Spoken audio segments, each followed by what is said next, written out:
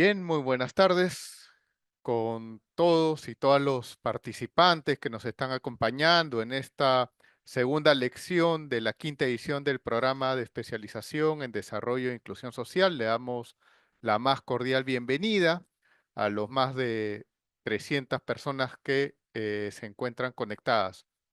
Hoy día vamos a abordar la lección Comunicación Estratégica en el Territorio como parte del módulo 1, Introducción y Herramientas a la Gerencia Social.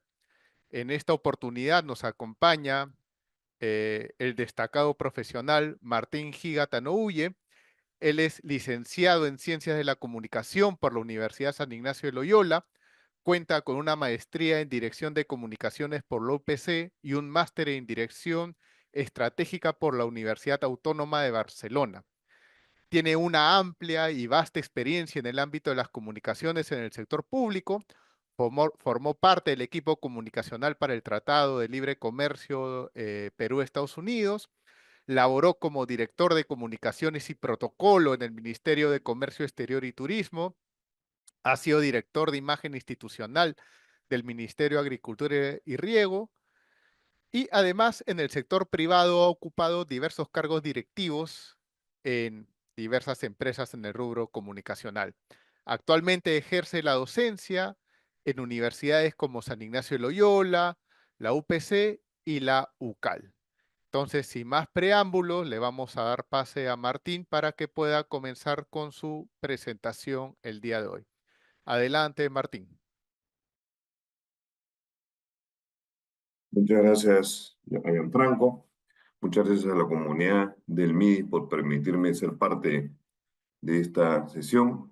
Muchas gracias a todos ustedes. Veo que hay como 326 participantes, un gran número. Ojalá, sobre todo, como suele ocurrir en estas sesiones por Zoom virtuales, además que nos ven desde Maynas, desde Piura, desde San Martín, como desde Chepén, como suele ocurrir en esta clase de sesiones, lo importante es que no nos aburramos y si después de 1 hora y media o 2 horas de haber invertido tiempo en la noche, que podemos estar con la familia, que podemos estar produciendo, estudiando, nos llevemos sobre todo un par de lecciones importantes, ¿no? Así que vamos a tratar de hacer eso, ustedes me hacen las preguntas que quieran y por eso esta sesión es bastante ligera, ¿no? Así que se las voy a presentar. Yo voy a hablar sobre lo que sé, que es la gestión de las crisis de comunicación, ¿cierto? Y vamos a desmitificar algunos mitos, algunas verdades que aparentemente han quedado como escritas en piedra, que no lo son, ¿no?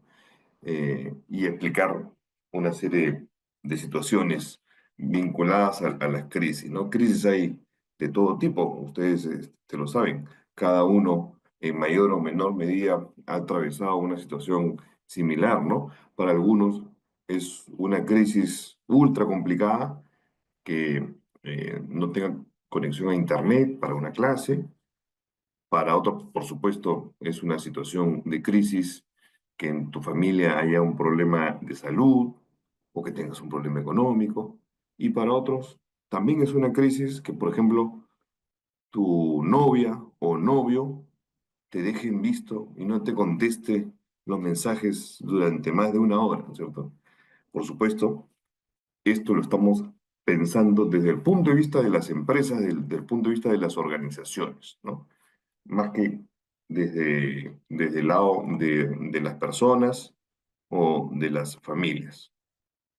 Entonces, en primer lugar, hay que dar un poco de contexto. Supongo que ya a través de la comunidad de MIDIS ya les han explicado muchas situaciones vinculadas a la comunicación, propiamente dicho, ¿no?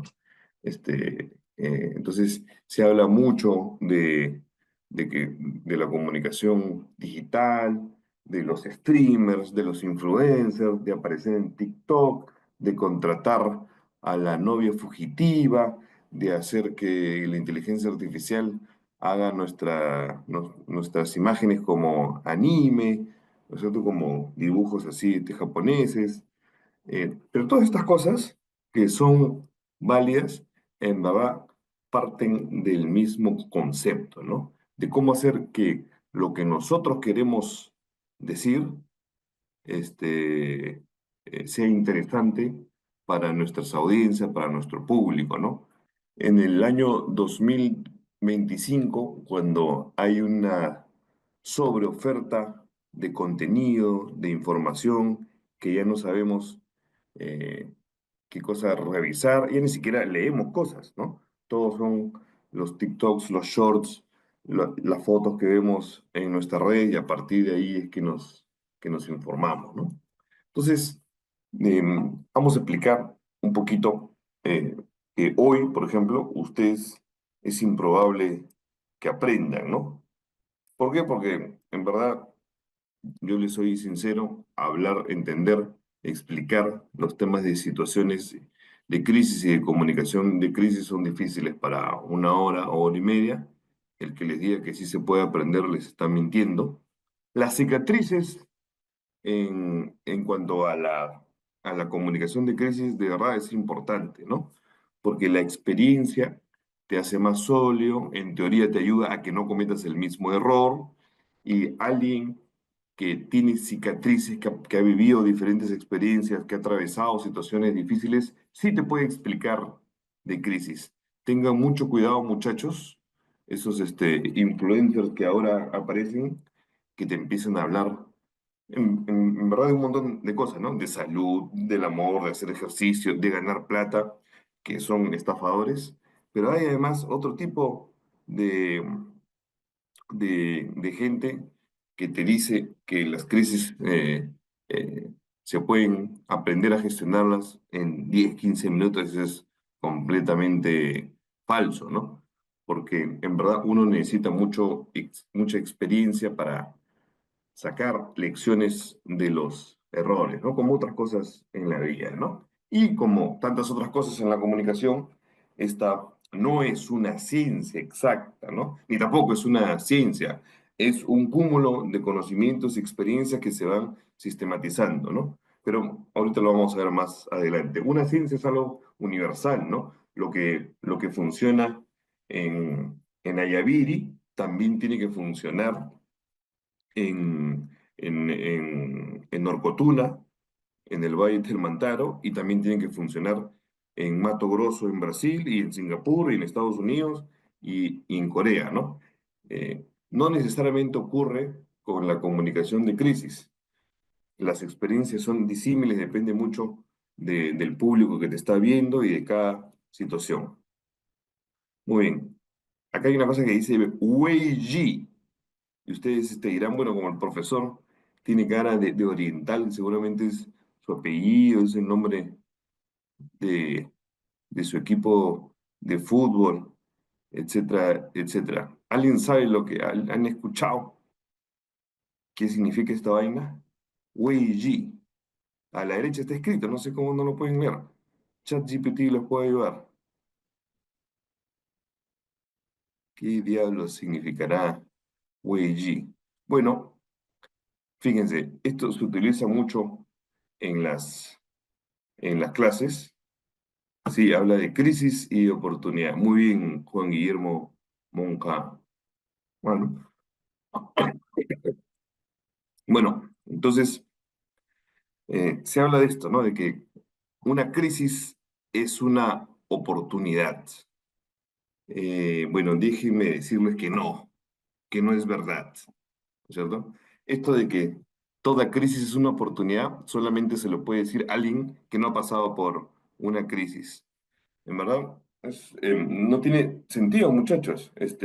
Fijémonos en la vida real, o sea, a nivel de salud. No sé si ustedes seguramente tienen estados óptimos de salud, ¿no es cierto? Y hacen ejercicio, y comen verduras y evitan las gaseosas, así como yo, que tengo una gaseosa. Sí, porque tú sabes qué cosas son importantes para tu cuerpo y tu desarrollo, etcétera, ¿no? Entonces, cuando una persona, por X razones, tiene un paro cardíaco, o sea, el corazón empieza a funcionar mal o sus arterias están llenas de grasa y de colesterol y por eso el torrente sanguíneo no atraviesa y empiezas a tener problemas, tienes un ataque, te llevan al hospital, ¿no es cierto?, en mitad de la calle, tu familia te empieza a hacer respiración boca a boca para que puedas sobrevivir, y luego de eso, que has estado 2, 3 días en coma, te han hecho una cirugía de corazón abierto, te han hecho trasplante, una transfusión de sangre, ¿no es cierto? Tu familia estaba muy asustada porque no encontraban al doctor, etcétera, etcétera. Imagínate que pasa después de todo eso, alguien te dice, no te preocupes, papá, no te preocupes, hermano, no te preocupes, hijito, que lo que te ha pasado es una oportunidad, porque toda crisis es una oportunidad, porque Wei Ji, porque mira los ideogramas chinos que están ahí. Eso no es verdad, pues.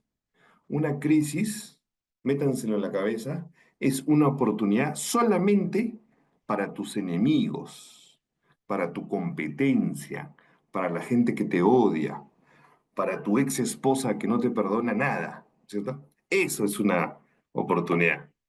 Pero, digamos, uno por supuesto que puede aprender de las crisis, pero también puede aplicar ese aprendizaje sin necesidad de haber pasado por una crisis. Como les cuento en el ejemplo, tú sabes que si comías todos los días, ¿no es cierto? Lomo saltado con tu huevo montado, con tu hamburguesa y le echas mayonesa, ¿no es cierto? Y te comes Coca-Cola, ¿no es cierto? Y canchita, te va a ir mal en algún momento. No necesitas que te dé un paro cardiorrespiratorio para empezar a hacer ejercicio y comer verdura. ¿Entiendes? Entonces, ¿de dónde es que viene esta idea errada de que la crisis es una oportunidad? Porque este ideograma chino, que se lee como Wei Ji en chino, yo no sé chino, por cierto. Parece que supiera, pero no lo sé. Eh, Parece, o sea, en verdad tiene una palabra que es crisis y una media palabra que es oportunidad. Y de ahí a alguien se le ocurrió que era lo mismo. Pero eso es como decir que la palabra remesa, o sea, digamos, el dinero que alguien te puede enviar de otra parte del Perú o de otra parte del mundo a tu casa, una remesa, como lo hacen las familias que están en el extranjero y te mandan algo de dinero, que la palabra remesa tiene dentro el concepto de mesa, del mueble, de la tabla con 4 patas. No, no tiene nada que ver remesa con la mesa con el mueble. Es exactamente lo que ha ocurrido en esa situación. Métanse en la cabeza, una crisis no puede ser una oportunidad. Fíjense lo que está pasando ahorita con Medifarma. ¿Han visto? 5 muertos, muchachos, 5 muertos por utilizar el suero, que es agua con sal. Es terrible, es lamentable. Una bebé de 1 año murió y los 5 muertos están vinculados a una cadena privada de clínicas que se llama Sana. ¿Ustedes creen que alguien ha ido donde el director de la clínica Sana y decirle, no se preocupe, señor gerente, una crisis es una oportunidad? Por supuesto que no. Están perdiendo un montón de operaciones, de dinero, de reputación. Peor Medifarma. Que Medifarma tiene el productor, el laboratorio que produce el suero, 70% del mercado peruano. 7 de cada 10 bolsas de suero se la compra el Estado, las clínicas, los dentistas a esta empresa. Y les han cancelado la licencia. ¿Cuándo se las van a volver a reintegrar? Van a perder un montón de plata y prestigio y más el juicio y van a haber seguramente personas en la cárcel. ¿Ustedes creen que esa es una oportunidad? Por ninguna, es una oportunidad para la competencia de Medifarma, porque ahora que nunca vendían los sueros, ahora van a vender, pero miles. Su, su porcentaje de ventas va a crecer exponencialmente. Entonces, métanse en la cabeza una vez más que eso de decir que toda crisis es una oportunidad es completamente erróneo. Más bien, si nosotros somos la competencia, los rivales, estamos en la otra orilla de una persona, una organización, una empresa, un país que ha tenido o está teniendo una crisis, ahí la aprovechamos nosotros. ¿Qué es lo que podría ocurrir si es que dentro de unos días se confirma el gobierno de Estados Unidos, confirma que va a cobrar aranceles, o sea, impuestos adicionales a la importación a una serie de productos agrícolas que producen los mexicanos, como la palta? Eso es una super crisis para México y una gran oportunidad para nosotros, porque nosotros que todavía nos llevamos bien con Estados Unidos, gracias al Tratado de Libre Comercio que tenemos con Estados Unidos suscrito hace 21 años, podemos aprovechar eso y venderle nosotros palta peruana en vez de palta mexicana. ¿Entiendes? Eso sí es una oportunidad, pero no es una crisis que nos pasó a nosotros, es una crisis que le pasó a una potencial competencia. Muy bien, te lo segundo, ustedes para saber gestionar una crisis tienen que conocer a su tribu, a su flora y a su fauna. Tienen que saber cómo es la organización, cuáles son eh, los códigos secretos. Le va a parecer una exageración, pero no lo es, porque, digamos, todos hablan de la institucionalidad, ¿no es cierto? Del peso que tienen nuestras organizaciones, pero eso es básicamente edificios de cemento, un logotipo que está en la pared, quizás una casona histórica, hay fotos de los fundadores o de los alcaldes o del gobernador regional, ¿no es cierto? Pero eso es solamente papel, madera. Las organizaciones están hechas de personas de carne y hueso, peruanos como todos nosotros. Y como cualquier peruano, o sobre todo como un peruano, se equivoca. Y se equivocan muchos. Y tienen miedos. Y tienen digamos, vicios y también odios y querencias. Unas cosas nos parecen bonitas y otras nos parecen desagradables, pero básicamente depende de cómo funciona una organización. Yo he trabajado, digamos, a lo largo de mi experiencia en un montón de instituciones públicas y privadas, y en gremios privados también, y dictando clases, y cada sitio al que he ido tenía sus propios códigos, sus propios trucos. Recuerdo una consultoría digamos, a una institución pública, ¿no? Y se iba a dictar un taller, hace muchos años, se iba a dictar un taller sobre prácticas, no importa el nombre, taller sobre prácticas, ¿no? Iba dirigido a los más importantes miembros de esa organización que eran magistrados, era una cosa vinculada, una organización vinculada al sector público y al Poder Judicial. Y era un taller importante y les iba a servir y los iban a incluir en su legajo porque era una cantidad de horas importante, etcétera, etcétera. Nadie de ese público se inscribió. Era taller. Se le puso, en vez de taller, simposio. ¿Cuál es la diferencia? Básicamente porque tiene más letras y simposio suena como, magisterial. Acá sí viene un magistrado del Poder Judicial, un juez importante. ¿Entienden? Y ahí sí se matricularon todos los jueces. Solamente era el mismo contenido, eran eh, los mismos folletos, el mismo diploma, solamente que en vez de decir taller, sonaba, digamos, sonaba más importante simposio. Ese es un pequeño ejemplo, sí, Julio Gutipa, la denominación, sí, porque eso ayuda bastante, ¿no? Por eso tienes que conocer a tu organización, los pequeños secretos. A veces en el sector, yo he estado 11 años en el sector público y yo sabía cómo hacer, ustedes lo saben, muchachos, muchachos y muchachas, ustedes saben, en el sector público durante años hay que sobrevivir. Ahí sí tienes una competencia descarnada, ¿no es cierto? Cada cambio político, cada nueva autoridad puede traer a su gente y a ti te arriman y te ponen a un costadito, ¿no es cierto? Pero eso es parte de lo que nosotros tenemos que saber y conocer para poder gestionar mejor las crisis. Tú sabes, por ejemplo, que ustedes saben, por ejemplo, cuándo normalmente ocurren las crisis. Sí, hay un día de la semana. Esto sucede, exacto, Marta Escalante, porque se relaja, ¿no?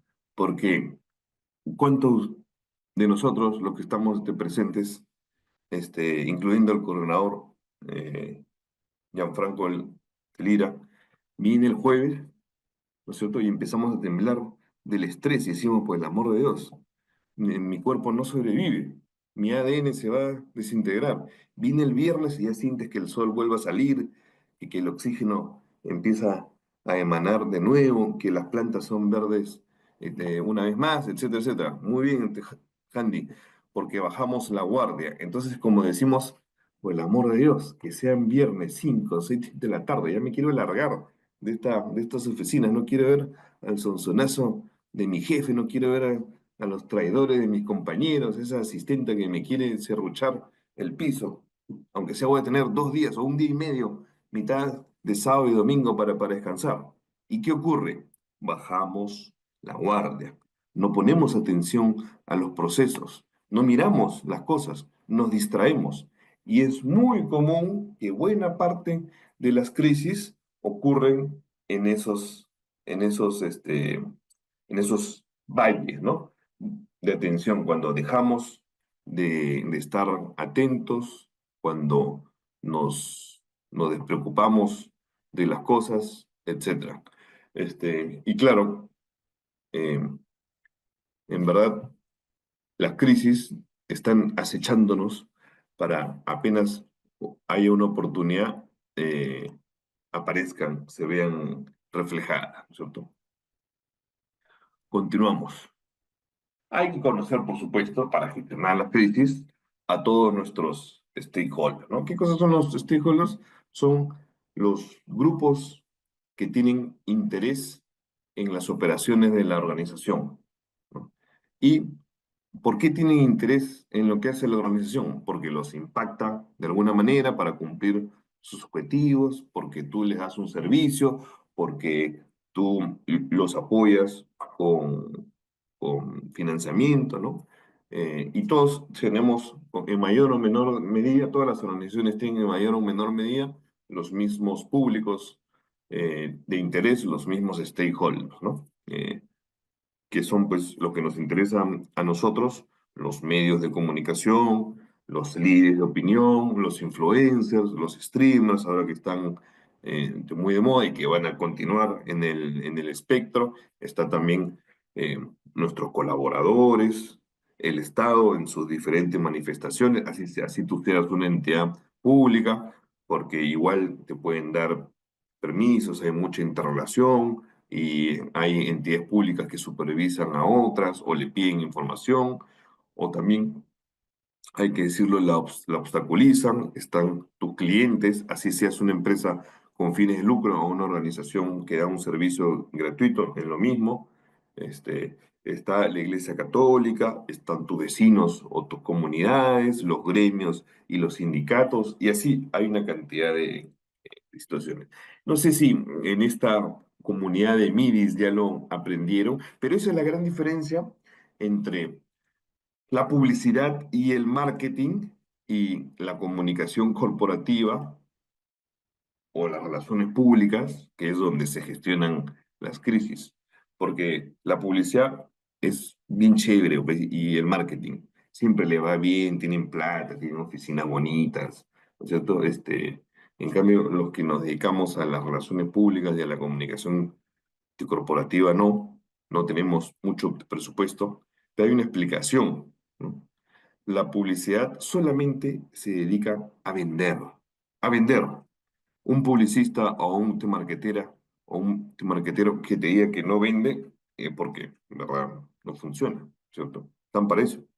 En cambio, nosotros lo que hacemos es, en la comunicación corporativa, generar un vínculo con nuestros stakeholders, una capa de reputación que te protege para cuando ocurran las crisis, eso sirva como escudo y las balas no te caigan y los ataques puedan ser superados, ¿no es cierto? Además, la publicidad solamente se dedica a un stakeholder, es el cliente, nosotros nos dedicamos a los otros stakeholders que no son el cliente, ¿no? Y la publicidad tiene mucho dinero, sus objetivos son de muy corto plazo, vender, y tienen una incidencia directa en los objetivos de la organización porque reciben ingresos. En cambio, en la comunicación corporativa no, son difusos los resultados, medirlos cuesta tanto como hacer una campaña de comunicación, pero a largo plazo sí se ven reflejados, ¿no? Y nos sirve para darnos cuenta qué tan bien o mal posicionado está nuestra organización. Fíjense, hace unos años, no sé si ustedes te conocen Chincha o Cañete, que está ubicado al sur de Lima. Antes en Chincha atravesaba la carretera Panamericana Sur, como tantas otras ciudades, la carretera Panamericana o cualquier carretera grande en nuestro país. Y en Chincha ocurrió un lamentable incidente, terrible. Una pequeña niña fue secuestrada, violentada y apareció asesinada en un canal de regadío. Terrible, espantoso, espantoso, espantoso. La población de Chincha, por supuesto, muy fastidiada, salió a reclamar con pancartas. La policía trató de disuadirlos, pero se quedaron en la carretera, interrumpieron el tráfico de la Panamericana Sur durante horas, ¿no es cierto? Gases lacrimógenos iban y venían, y pasó un bus de una empresa llamada Soyuz, que ya no existe, ¿no? ¿Y qué ocurrió con ese bus? Que no tenía nada que ver con el lamentable incidente de la niña. ¿Saben lo que ocurrió? Detuvieron al bus, le pegaron al chofer, bajaron a todos los pasajeros e incendiaron el bus. ¿Cuál era el vínculo entre la empresa Soyuz, transportista, entre el sur de Lima y la capital y el asesinato de esta niña? Alguien que se lo sepa. No había ningún vínculo, efectivamente. Lo que ocurría es que la empresa eh, tenía una mala relación con sus stakeholders, con sus clientes, con la comunidad, porque, claro, como dice Milagros Alegre, no tenía un vínculo óptimo. este, durante mucho tiempo, en situaciones complicadas, subía el precio del pasaje, como es más o menos entendible, y las poblaciones del sur de Lima, entre ellas la ciudad de Chincha, estaban fastidiadas. Entonces, en esos en ese piquete que interrumpió la Panamericana Sur en la ciudad de Chincha, seguramente habían camiones de helados, de transporte, familias que iban en sus propios autos, un bus de la Cruz Roja, y con ellos no se metieron con un bus de Soyuz, ¿me entienden? Porque cuando la gente está indignada, a veces reacciona de manera visceral, de manera irracional. Y si tú, como organización, no has generado un vínculo sólido que proteja a tu marca, a tu empresa, a tu colectivo, puede ser susceptible de que ocurra una cosa así. Puede ser muy terrible, ¿no es cierto? Acuérdense que en nuestras realidades, pues, que son todas muy difíciles con la violencia que tenemos, con la crisis de tantos años, ya es propicio que ocurra una cosa similar, ¿no? No sé si han visto en las noticias lo que ha ocurrido con una marca de automóviles eléctricos llamada Tesla. Tesla. Sí, Nancy Rivero, sí, tiene razón, lo irracional prima en situaciones adversas, sí. ¿Qué ha pasado con esta empresa Tesla, que era hasta hace unos meses la principal empresa fabricante de vehículos eléctricos, no muy caros además, ¿no? eh, cuyo propietario es el hombre más rico del mundo, llamado Elon Musk, dueño además de otras empresas, SpaceX, que busca llevar el primer ser humano a Marte, y además es dueño de la antigua plataforma llamada Twitter, ahora se llama X, ¿cierto? Pero sobre todo es colaborador del presidente Donald Trump, y hizo mucha campaña por él, e incluso es asesor de una empresa, ¿no es cierto? ¿Saben lo que ocurrió? Muy arrogante, correcto, dice Raúl. Han aparecido alternativas al litro, que claro, claro, eso lo mencioné Jacob Tejada Hernández. Sí, es verdad. ¿Saben lo que ocurrió en España, en Italia, en varias partes en Estados Unidos, pero sobre todo en Europa? Hay gente que está atentando contra los automóviles Tesla y sus propietarios, que no tienen nada que ver los propietarios con Elon Musk.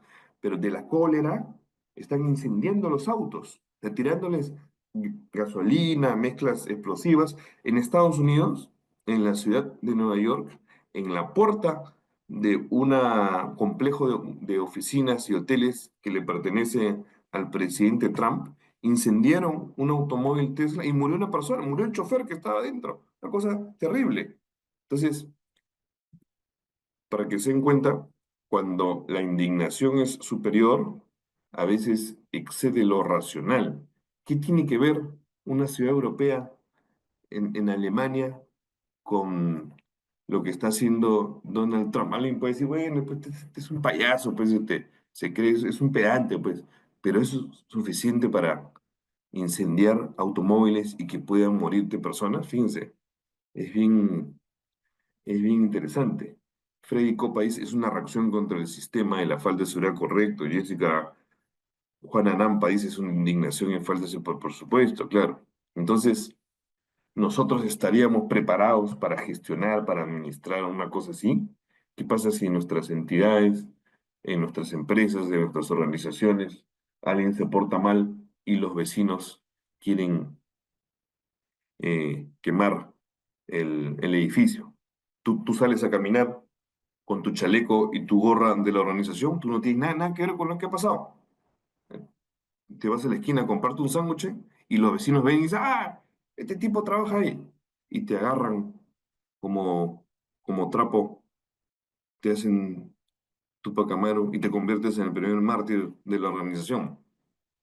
Estas cosas no son tan distintas de lo que puede ocurrir en la realidad. Además con los niveles de desinformación, bueno, la desinformación siempre ocurrió en todas partes, en toda la historia, pero ahora la desinformación se viraliza, se transmite de inmediato, ¿no? Hace 10 años más o menos, desde que las redes son smartphones y redes sociales, ocurrió un incidente muy parecido.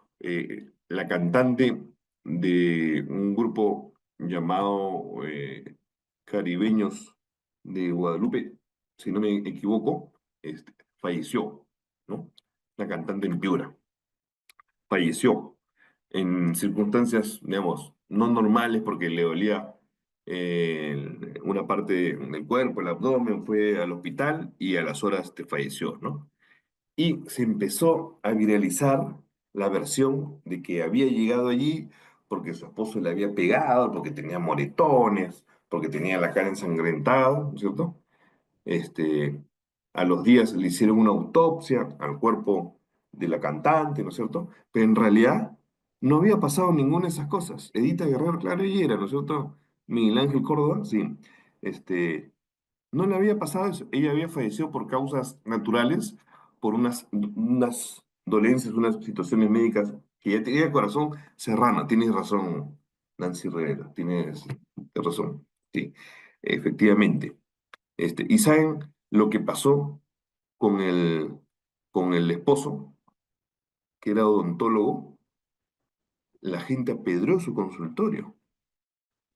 Exacto, murió por aneurisma cerebral y también creo que tenía otra dolencia. O sea, el pobre esposo tuvo que estar escondido durante varias semanas porque si salía a la calle, cualquier hijo de vecino lo agarraba y le metía un cuchillo en la aorta y le sacaba los intestinos y se lo colocaban de, de chalina, ¿entiendes? Para que vean qué irracional puede ser esa situación. Se demostró, se demostró que era inocente. Raúl Corrales dice, mea culpa. ¿Qué pasó, Raúl? Tú también fuiste a tirarle piedras al consultorio del dentista. Claro, no deberíamos normalizar esas conductas irracionales, es verdad, pero ocurre, ¿no es cierto? Este, claro, como dice Isamar Villanueva, había seguramente maltrato físico y psicológico, pero no fue la razón de su fallecimiento, ¿no? Pero en fin, eso es, este, nosotros como gestores en nuestras organizaciones tenemos que estar preparados para eso, ¿no? Acuérdense, las, y por eso hay que conocer bien a nuestros stakeholders. ¿Qué tipo de información recibe nuestra comunidad? a través de qué canales lo recibe. Israel dice, debería reglamentar el uso de redes. Bien difícil, o sea, y aunque lo reglamenten, cualquiera lo puede, eh, es como prohibir el uso de celulares en los colegios. Tú puedes te poner a dos policías que revisen todas las mochilas, pero los niños van a seguir utilizando el celular. O que prohíban el uso de inteligencia artificial en los colegios, en las universidades. La gente igual lo va a seguir utilizando. En verdad, eh, nosotros no podemos cambiar esa situación, pero podemos hacer que nuestra organización esté más o menos preparada. Continuamos. ¿Cuál es la clave para las crisis? Aquí está la respuesta, muchachos. Hay que mantener ecuánime, equilibrado, que tenga los pies en el piso y sobre todo que tenga la cabeza encima del cuello al tomador principal de decisiones en nuestra organización, al jefe. Porque así como ustedes han mencionado en el chat que muchas veces la gente se deja llevar por las fake news, la mala información, que se viralizan las cosas gracias a las redes sociales, nuestros jefes supremos, nuestros gerentes generales, nuestros ministros, nuestros alcaldes, nuestros gobernadores, nuestros prefectos, nuestro director, también se puede asustar, también se puede poner nervioso por una situación así. Tú puedes decirle, jefe, no se preocupe, este no es una crisis, este es un incidente, ya va a pasar y ya se ha resuelto, etcétera, etcétera, pero tu jefe te dice, no, eso es falso, mira, mi mamá me ha mandado un TikTok donde dice que nos estamos equivocando y si mi mamá me ha mandado esto es porque no se equivoca y mis amigos también, estoy en varios chats, en WhatsApp con mis compañeros, mis vecinos, la universidad, etc. Y todos me dicen que nos estamos equivocando. Entonces el jefe también se pone nervioso. Si el jefe se pone nervioso y empieza a tomar decisiones equivocadas, ese sí es un gran problema, porque él debería ser el primero en mantener la calma y encontrar una solución que después sea difundida por el resto de la organización. ¿Cuál es la peor crisis? La peor crisis es cuando hay lamentablemente personas fallecidas, porque eso, como bien dice Sheila Joyo, no se puede reparar, no se puede solucionar. Bien dice Pavel Espinosa, es irreversible, ¿no? Y además, porque en el Perú y en América Latina, una, bueno, bien dice también Juan Augusto Ramos, Piminchumo, porque puede haber responsabilidad penal, claro. Pero no solamente eso de Juan Augusto, sino porque en nuestra región, en América Latina, en el Perú, en nuestras ciudades, una muerte no se puede terminar de entender. Lamentablemente para nuestras realidades, una muerte no tiene explicación lógica, ¿no? Entonces, a pesar de que sea un accidente, a pesar de que la persona que ha fallecido tenía una serie de comorbilidades, su cuerpo era débil y por X razones no había atención pública o era un accidente simple y llanamente, eso no se puede entender. Entonces la gente, nuestras familias en el Perú, en América Latina, se niegan a aceptar eso, ¿no? Entonces eso genera rabia, indignación, peleas, discusiones y eso agrava las crisis. Por eso, a partir de mi experiencia, sobre todo cuando hay conflictos sociales por diferentes temas, ¿no es cierto? En nuestras ciudades, en nuestras regiones, cuando los colectivos discuten y hay enfrentamientos con la policía, y fallece una persona por los enfrentamientos, se acabó todo. Se acabó. Johnny Cebrán, levantaste la mano o fue un error. El caso McDonald's dice iPhone, la pareja de colaboradores que murió dentro de su establecimiento. Claro, claro, claro. Sí. Bueno, ¿y por qué digo que cuando hay conflictos territoriales o conflictos sociales y muere una persona, ya todo se acabó? Porque esa herida genera un malestar, una sensación de impotencia, de odio, que puede durar décadas, ¿no? Entonces, odio contra la policía, contra las autoridades, contra los que hicieron que todo escalara. Entonces, eso es terrible, ¿no? Por eso los conflictos sociales tienen que evitar cuanto antes que haya muertos y heridos, ¿no? En fin, las crisis son culpa de la comunicación, de la mala o pésima comunicación. Una comunicación deficiente es el gran argumento que tienen los que venden galleta con sabor a excremento. Fíjense lo que estoy diciendo.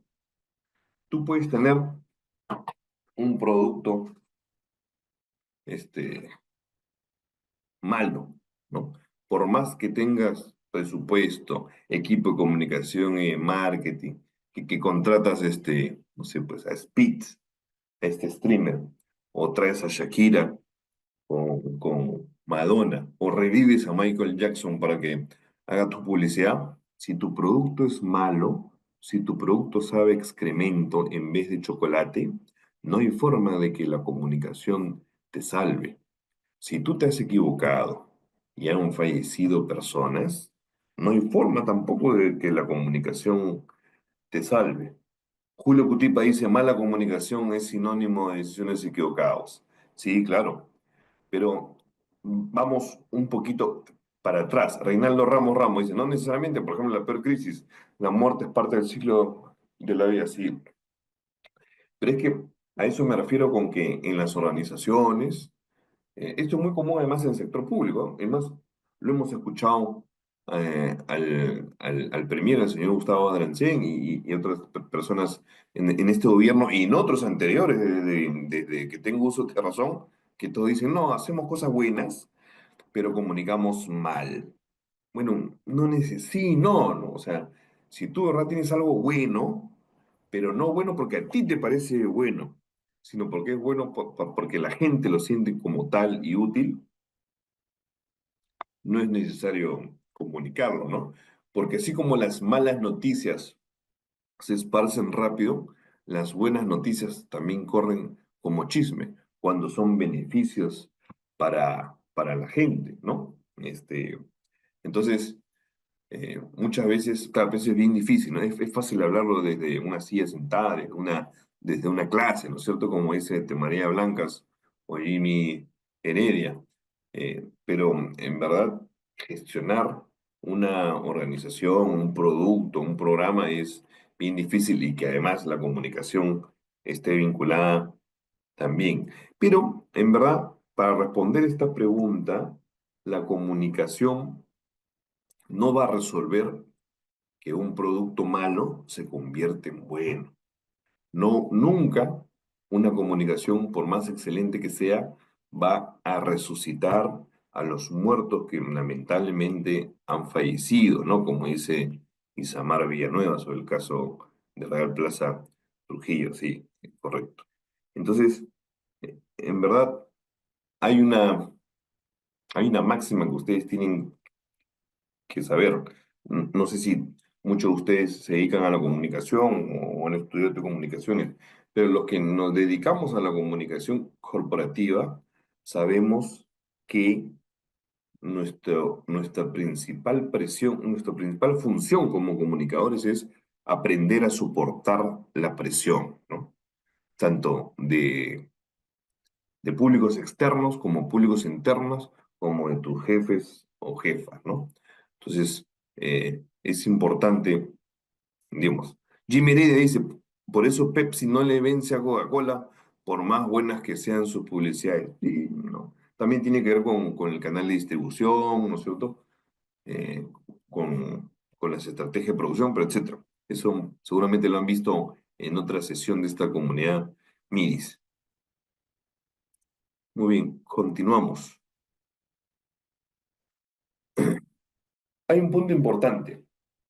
Las crisis también ocurren debido al modelo de negocio. ¿Alguien sabe lo que es el modelo de negocio? ¿Alguien que quiera participar? Jessica Nampa. Alfredo Vega. Interesante lo que dice Alfredo Vega. Hubo un momento que la gente estaba en contra de las antenas porque decían que daba cáncer. Sí, eso ya está, pero demostrado desde el inicio hasta la saciedad. Para que una antena te dé cáncer, tú tienes que abrazar a una antena y quedarte como 2, 3 años para que la radiación te quede. Pero eso es mecánicamente imposible, ¿no? Un modelo de negocio es cómo la empresa, cómo la organización ha decidido ganar plata. Cómo la organización ha decidido ganar plata, ¿no? Puede ser bien sencillo y una empresa dice, yo preparo pollo a la brasa y lo vendo al mediodía y en la noche. Ese es mi modelo de negocio. Así, bien sencillo. Compro pan y vendo pan. Podría ser, ¿no? Johnny Ríos dice, el modelo de negocios, el algoritmo de un negocio, sí, más o menos, ¿cierto? Es la forma en que la empresa ha decidido ganar plata, ¿no?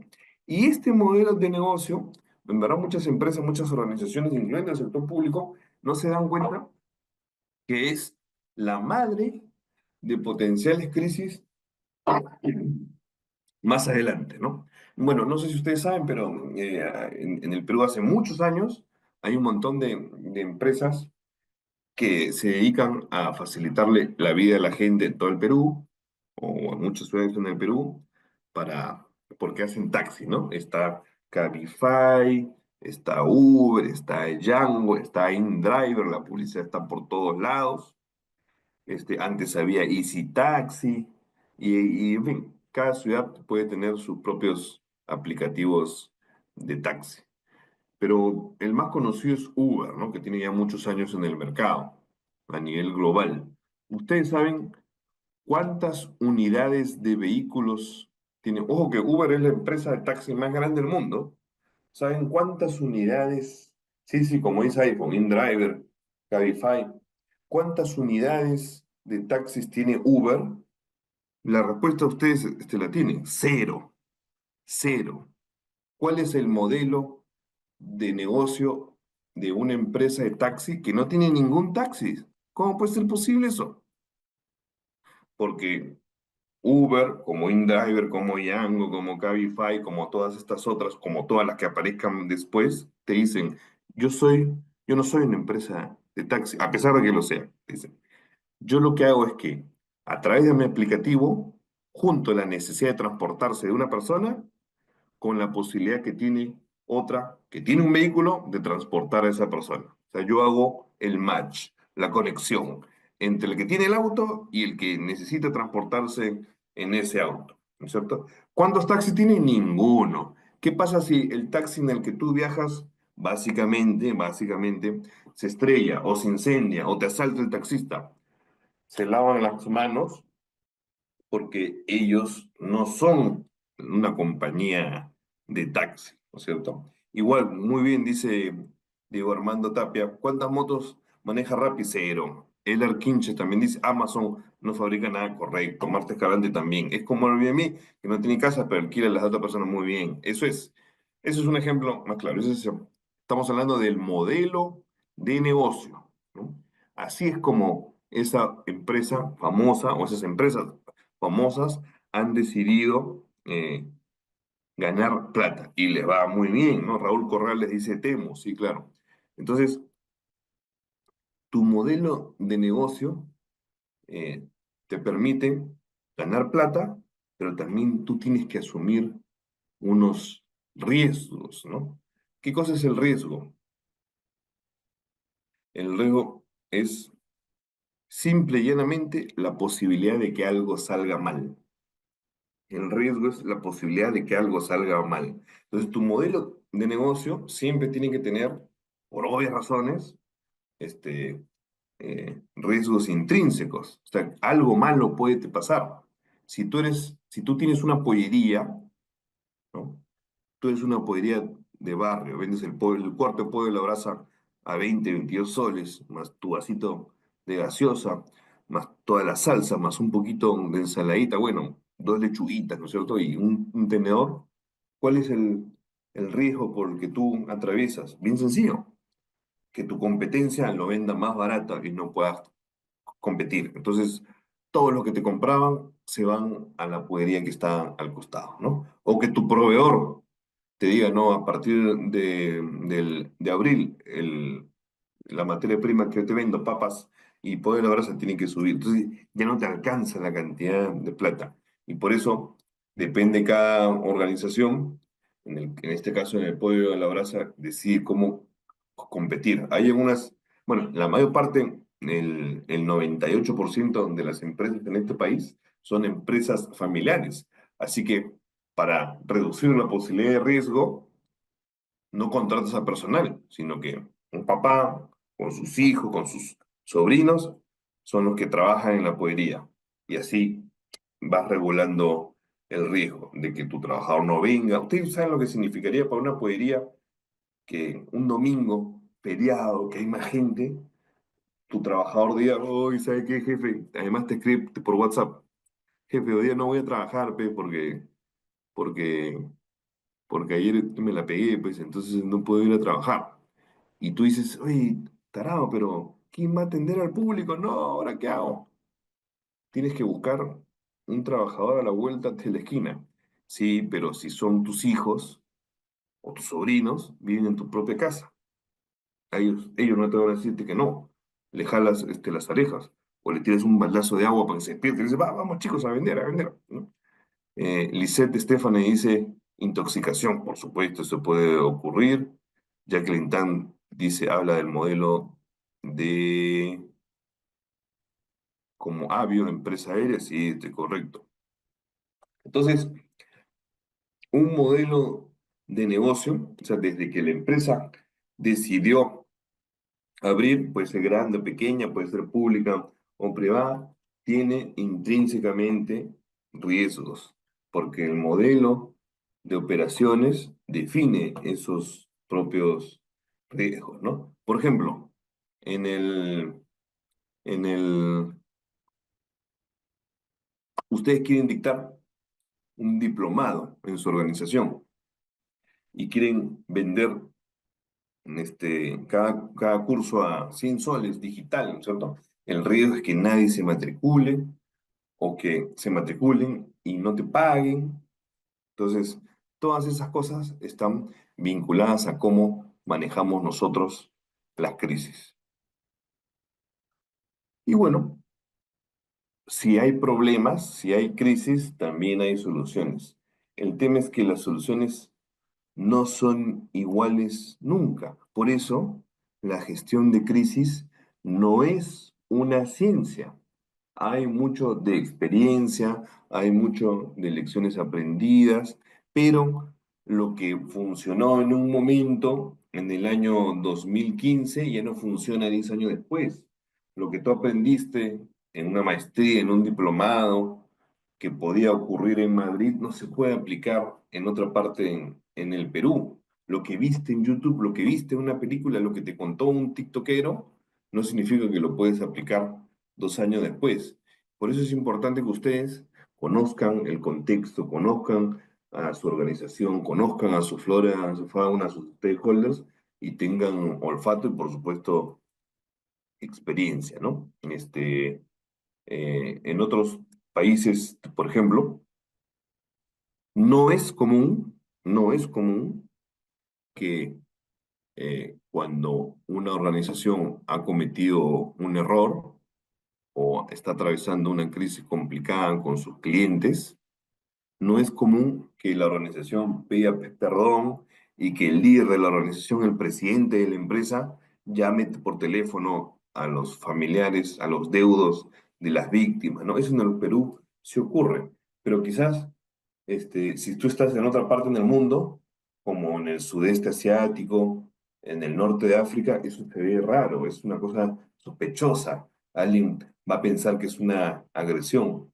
En este país, con los incidentes lamentables que han ocurrido en los últimos meses, vinculados a empresas y vinculados a fallecidos, los fallecidos, o la familia de los fallecidos, esperan pues que un representante de la organización, y si puede ser el más alto representante, llame, ¿no? Pero que no te mande un WhatsApp, ¿no es cierto?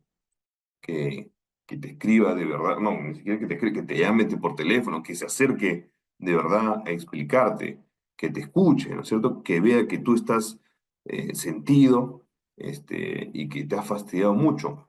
Eh, yo sé que es un ejemplo muy exagerado, pero más o menos eso ocurrió hace unas semanas con el terrible incidente del techo que se desplomó en un centro comercial de Real Plaza en Trujillo. Se viralizó, aunque era un caso muy particular, que enviaban una carta a los deudos explicándoles la situación y el tema operativo de cómo hacer para contactarse a la empresa, pero no había ni siquiera nombre, ¿no? Decía estimado familiar, ¿cierto?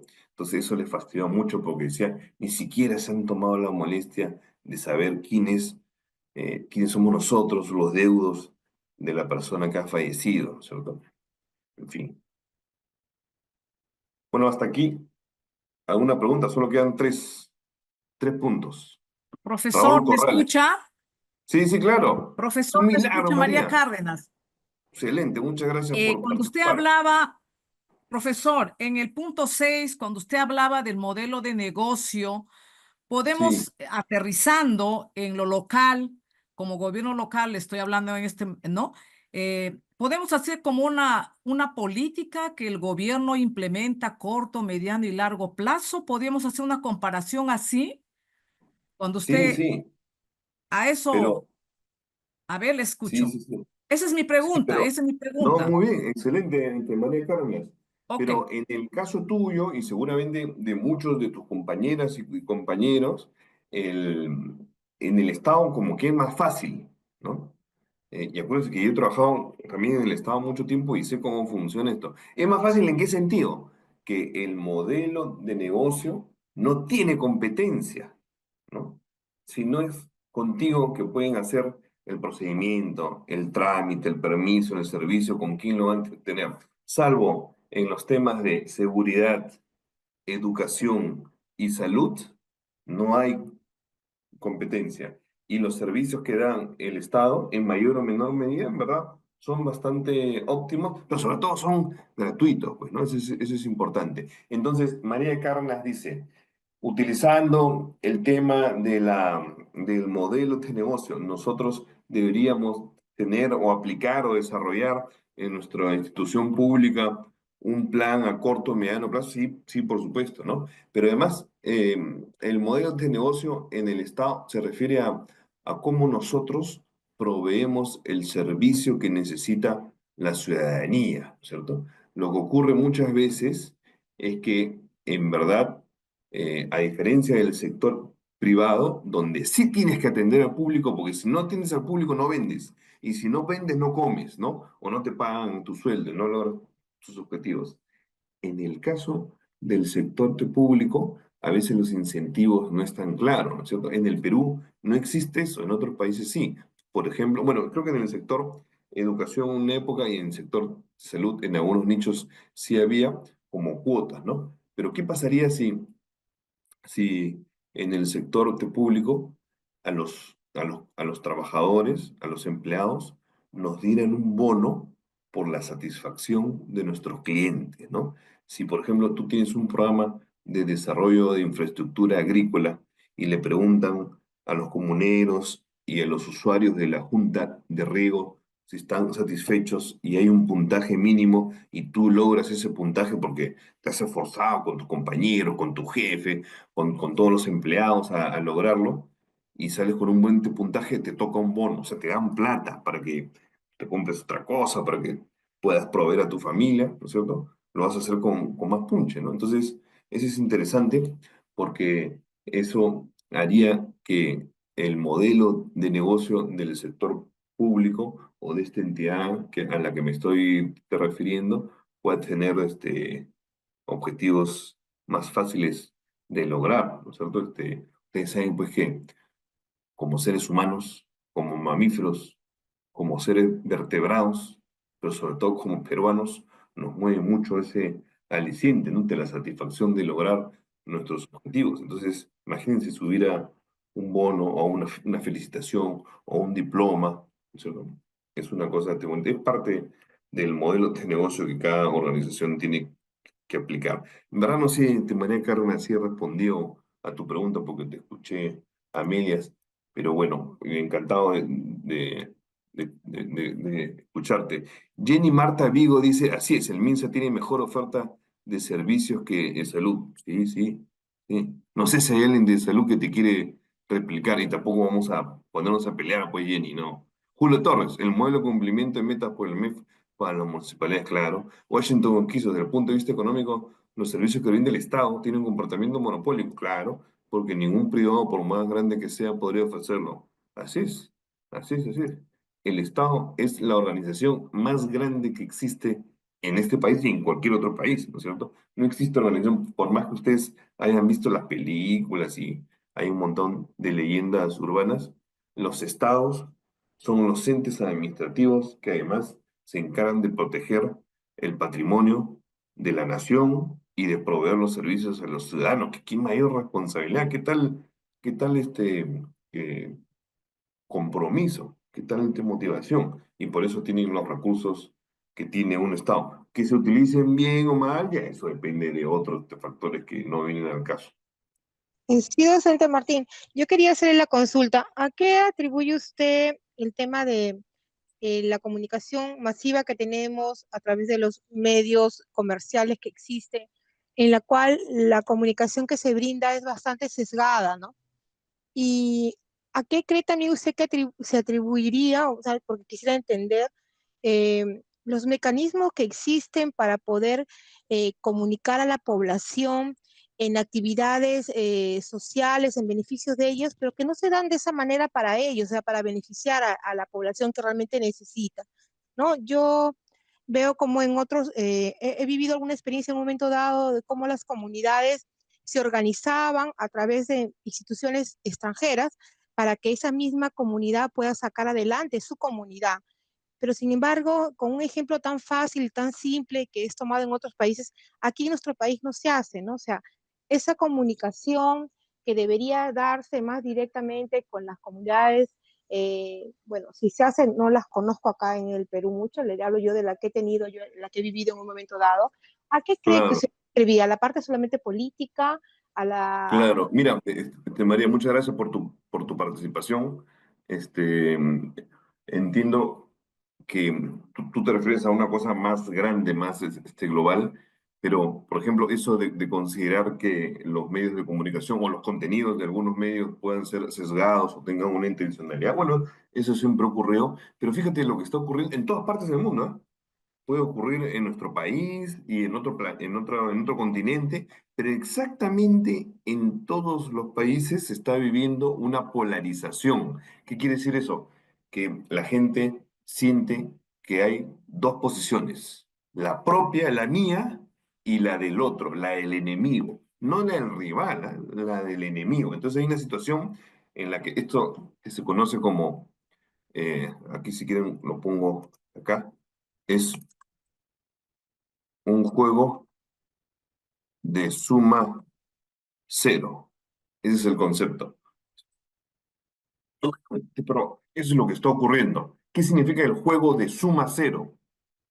Que si hay dos jugadores, ¿no? Y si alguien gana cinco monedas, 5 soles, 5 oportunidades, yo pierdo 5 soles, 5 oportunidades, 5 monedas. Si yo gano 10 cosas, el otro pierde 10. Eso se llama el juego de suma cero, porque 10 menos 10 sale cero, 5 menos 5 sale cero.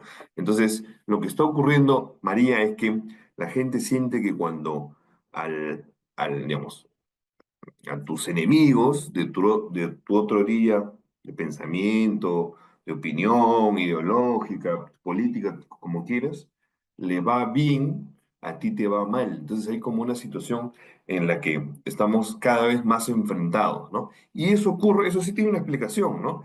Y en verdad es culpa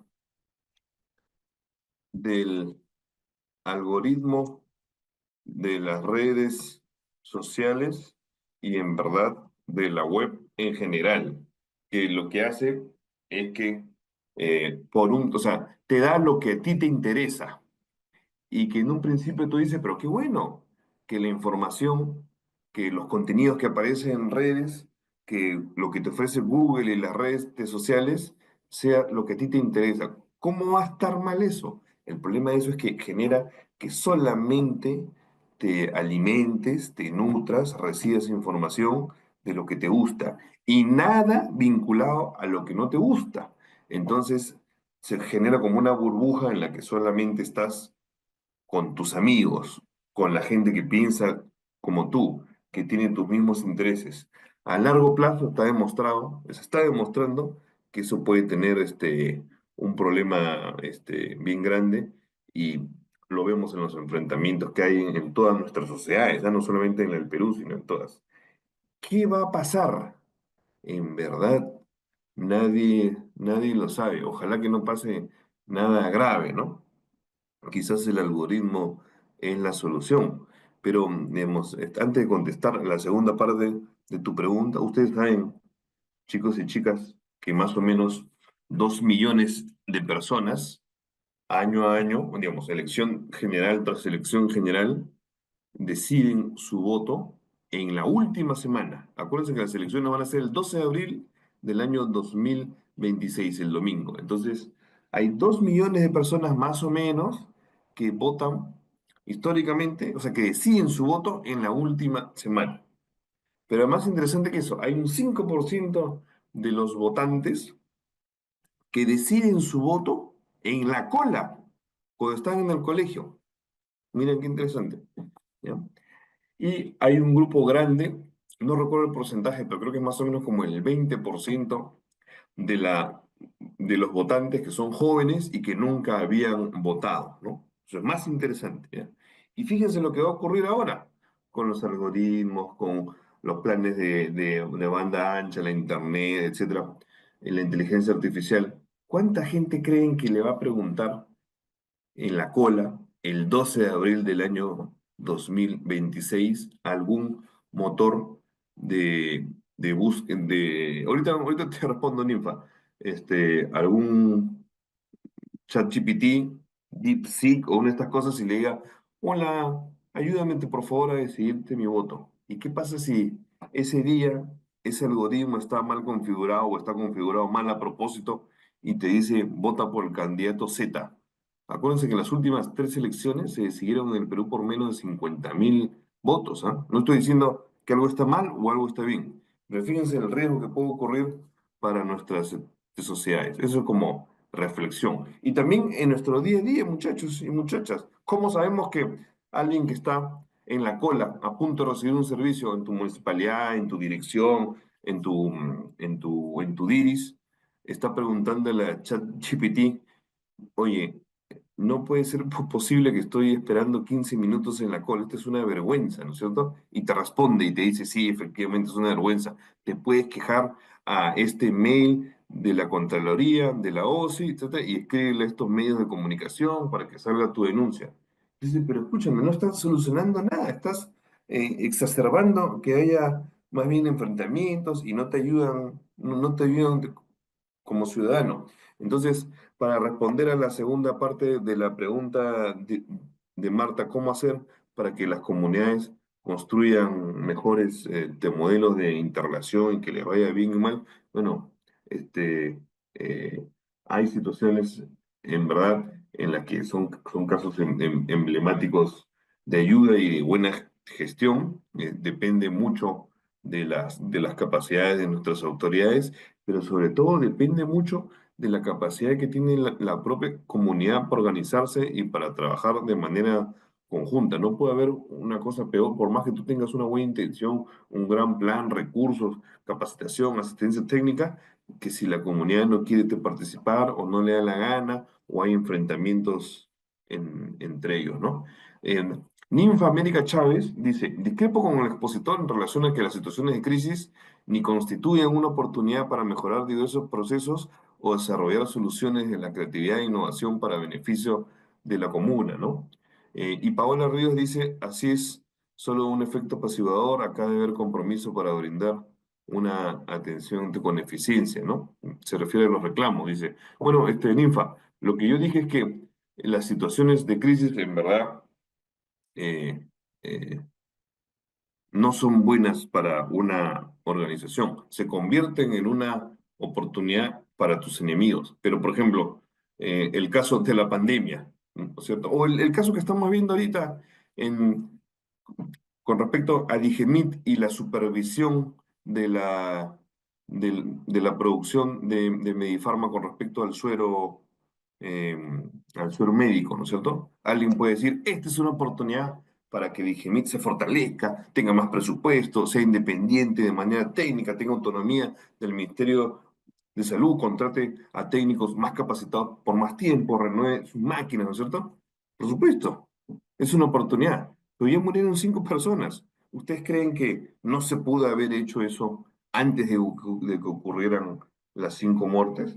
O sea, lo que pasa es que hay gente que cree que eh, la crisis te da la oportunidad para mejorar algo. Sí, es verdad, es la excusa para mejorar algo. Es el disparador para que se mejore algo. Pero eso también se pudo haber hecho sin necesidad de que ocurra la crisis. Vuelvo al ejemplo, ¿no es cierto? Tú no tienes que esperar a que te dé un ataque cardíaco vascular y te desmayes en la cara, en la calle, perdón, que te desmayes en la calle porque tienes un ataque al corazón por tus malos hábitos, por comer grasa todos los días, elevado consumo de gaseosa y de sal, etcétera.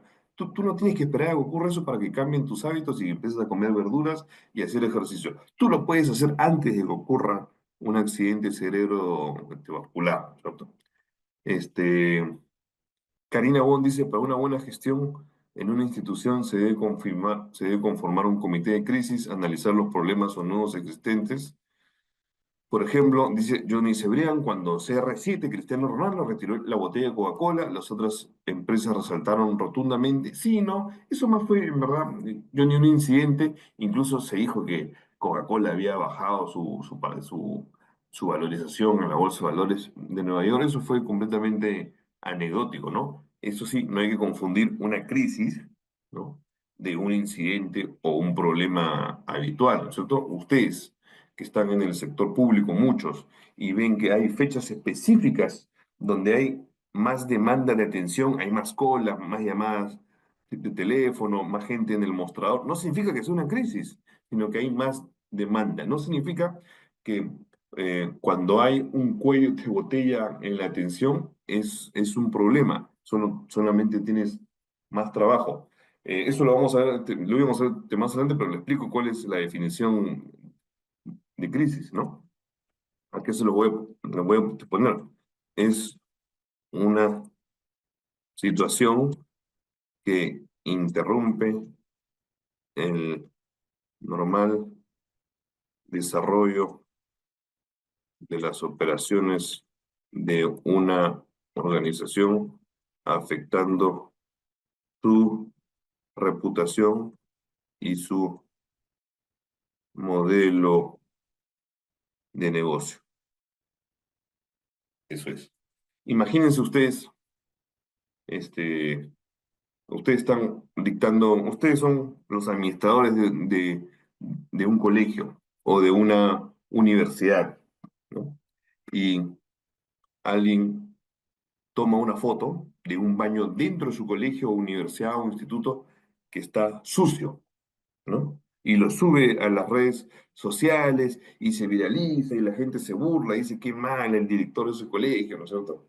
Entonces, claro, es una situación complicada, difícil, pero no va a ser, evidentemente, que los papás saquen a sus hijos de ese colegio, que dejen de pagar la pensión. Te genera una serie de problemas, llamadas quizás del público, del supervisor, del Ministerio de Educación, de una asociación de padres de familia, incluso de la prensa, pero no pone en riesgo tu modelo de negocio, ¿no?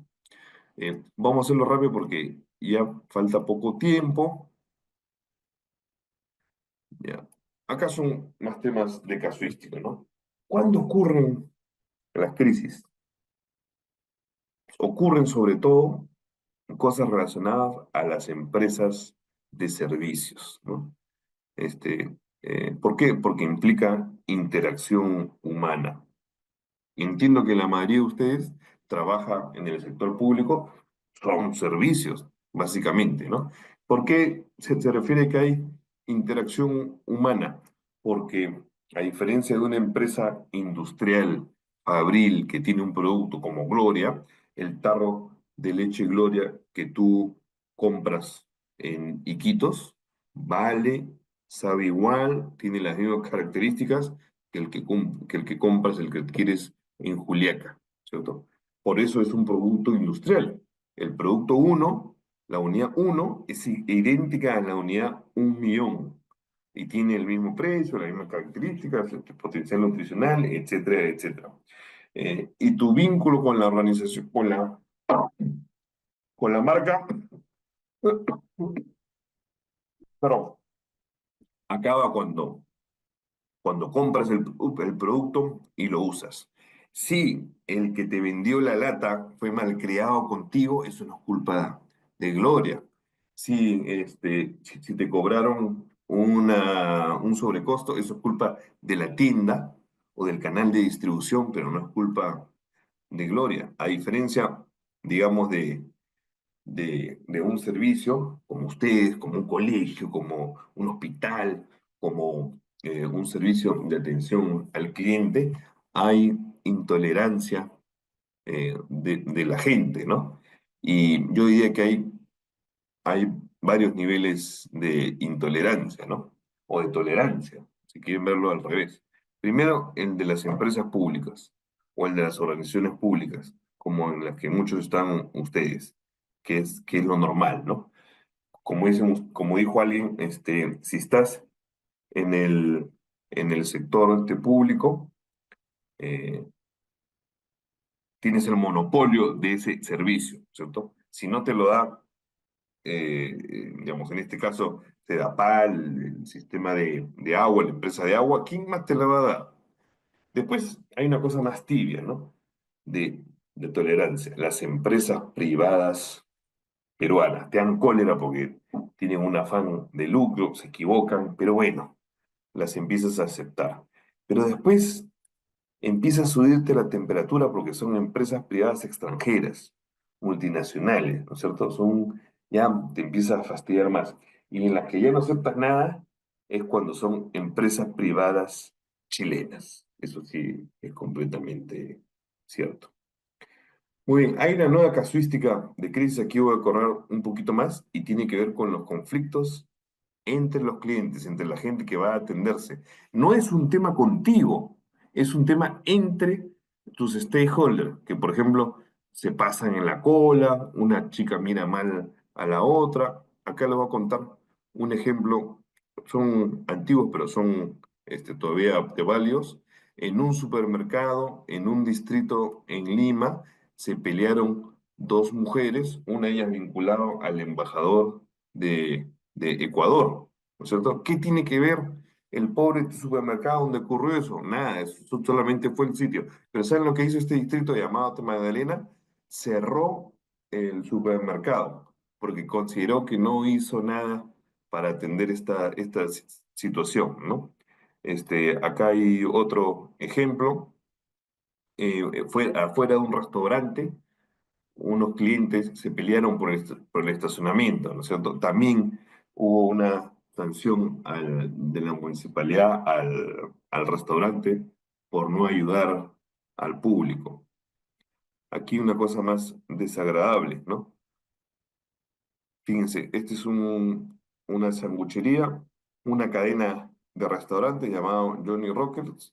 Eh, Como suele ocurrir, les toman una foto a un cliente y siempre hay un tarado que está atrás que quiere fastidiar. Hizo esto, ¿no? Se puso detrás y les hizo tecachitos, se burló. Pero esto ocasionó que, como se dice, como dicen los chicos, que le tiraran hate, que le dieran odio al restaurante, que no tenía nada que ver. Y acá ocurrió una situación similar. Esta clienta del Banco de Crédito del Perú se quejó que otra persona en la cola del banco la maltrató. le dijo, anda a tu banco de provincia. Pero la denuncia fue contra el BCP, que no tenía nada que ver propiamente dicho, ocurrió entre clientes de esa institución. Entonces, ¿cómo vamos a hacer acá? ¿Qué pasa si ustedes en el servicio de atención al cliente ocurre que dos personas se empiezan a pelear, que no tienen nada que ver con el servicio, sino que se pelean porque, imagínense, están trasladando al interior de sus oficinas una situación que ocurría en su propia cuadra, ¿no? Y los van a seguramente a clausurar ustedes o les va a llegar una demanda o a una investigación fiscal. ¿Ustedes qué cosa? O sea, que además de que están preocupados con el poco presupuesto, la alta presión, los horarios que tienen, además tienen que encargarse de cuidar cada uno de sus clientes, a que se porten bien, pucha, es bien difícil, ¿no es cierto? Este caso va a seguir creciendo en los próximos años. ¿Cuál es el secreto? En general, bueno, aunque les parezca una verdad de perogrullo, una cosa obvia, en verdad hay que hacer las cosas bien. Y todos ustedes, que son muy buenos profesionales y servidores, porque si no, no estarían en esta comunidad, ustedes saben lo que es correcto y lo que necesitan sus clientes, su stakeholder. Así que sigan haciendo eso, ¿cierto? No se sientan mal porque en algún momento han recibido críticas del público o de algunos medios de comunicación o de alguien malintencionado que se queje en redes. Ustedes siguen haciendo lo que estaban haciendo de manera correcta porque ustedes saben qué es lo que necesita su público, ¿no? Y mientras tengan ese propósito, en verdad no se van a equivocar y van a evitar muchas crisis, ¿no? Así que muchísimas gracias a todos por su tiempo.